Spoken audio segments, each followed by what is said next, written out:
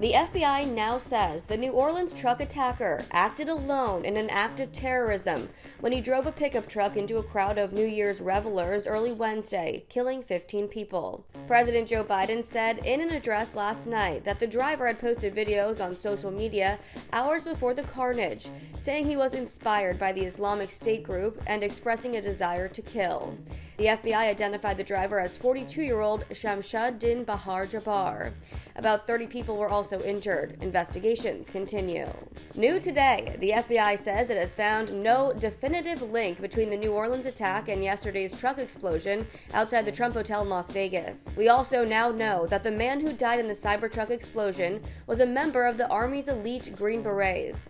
Officials have identified him as Matthew Leibelsberger. But when you say, I'm embarrassed watching Joe Biden, I'm not embarrassed seeing someone stand up there and saying, let's wait for some facts here, because Donald Trump went out there and he said, is that what he said? I couldn't understand. No, he assured you guys Americans know exactly what he said. No. Listen to all of the comments that he made and the statements which said we need to make sure that we have the right facts. And the right facts were that the guy in New Orleans was an American. He wasn't an illegal crossing. He wasn't. That's not true. That's not true. There have been Republicans who have been on TV today talking about how this is an open border. I'll call them myself. You call them. That it's an open border not problem. Mutually exclusive. That's not a mutually exclusive problem. You can have someone who's homegrown, but you know radicalized, what they're trying to do? They're trying to conflate it. They're trying to make it out to be that it is a demonization Both things can happen at the same time. Undocumented people. That's what it was supposed to be. That's why you talked about it going to. And we but these aren't undocumented people. 75% of the arrests in New York City are illegals. Let's stop playing games. Move the goalposts. Move them as far as you Sugar Bowl wide. Whatever. Coming up.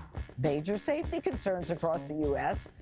Allegedly. But the reason that President Biden and the administration and Christopher Wray, who was a Trump appointee, have been talking about the threat of right-wingers and far right-wing supremacy, whatever you want to call it, is because that's what the numbers bear out. And we put up all those numbers about how many people have been killed by jihadists, but it's not as many as those who have been killed by white supremacists. So the New America Foundation has done a breakdown in terrorist attacks since 9/11. It goes through 2023. We have to add the 2024 numbers once they're available. But you have 134 killed by far right-wingers, 107 killed by jihadists, 17 killed by misogynists or incels, 13 killed by black separatists or nationalists, and 1 killed by killed by gang members. I mean, that's got to be on the list. Okay, that's a phenomenal number. Illegals. Let's add to the list. Those are. I wonder how many of those killed by white supremacists were killed in prison. Yeah. That's by suicide. I mean, because oftentimes they. How many people fell off an ice cream truck? You brought the numbers up. I mean, you're countering the numbers that are very obvious. No, well, we're not. From terrorist attacks.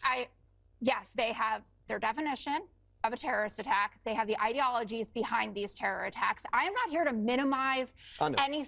You do know? Great. We'll tell the rest of the table. I don't think you're minimizing it. I'm just saying that the numbers don't. But it does. I don't think the argument holds.